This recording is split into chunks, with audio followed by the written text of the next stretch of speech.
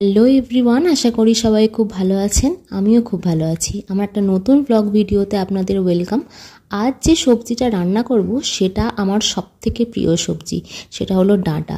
এই ডাঁটার তরকারিটা হলে আমার মাছ মাংস ডিম কোনো কিছুরই প্রয়োজন পড়ে না। আগাগোড়াই এটা আমার খুবই প্রিয় একটা সবজি। আমার ভিডিওগুলো যদি আপনাদের ভালো লেগে থাকে তাহলে অবশ্যই লাইক, শেয়ার, সাবস্ক্রাইব করতে ভুলবেন না। আর যারা ফেসবুক আর ইনস্টাগ্রাম থেকে দেখছেন তারা অবশ্যই পেজটিকে ফলো করে দেবেন।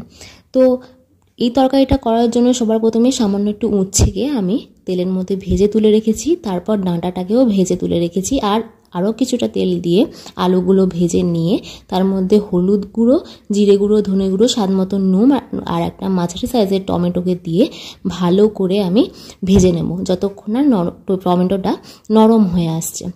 সব কিছু ভাজা হয়ে গেলে এটাকে আমি কুকারের মধ্যে দিয়ে দেবো একটা সিটি পড়া পর্যন্ত। আর ভেজে রাখা ডাঁটাটা আর উচ্ছেটাকেও দিয়ে দেবো, আর দিয়ে দেবো 4 টুকরো মতো বেগুনটা আমি এমনিই দিয়ে দিলাম। সিটি পড়ে যাওয়ার পর ভাপ বেরিয়ে গেলে কড়ার মধ্যে ঢেলে আমি দিয়ে দেব কাঁচা লঙ্কা আর সর্ষে বাটা। তারপর সমস্ত বাটা দিয়ে আমি সব কিছুক্ষণ ধরে বেশ ভালো করে ফোটালে আর শুকনো শুকনো মতন হয়ে এলে নামিয়ে নিলেই রেডি হয়ে যাবে তরকারিটা।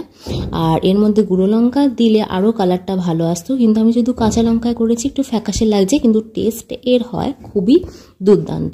এর পাশাপাশি আমি আরও যে রান্নাগুলো করেছি সেটা হলো মুগ ডাল, আর করেছি আলু ভাজা, সাদা আলু ভাজা জিরে ফোড়ন দিয়ে। মুগ ডাল করলে এই আলু ভাজাটা করতেই হয়, কেননা এটা আমার কর্তার খুব ভালো লাগে তাই।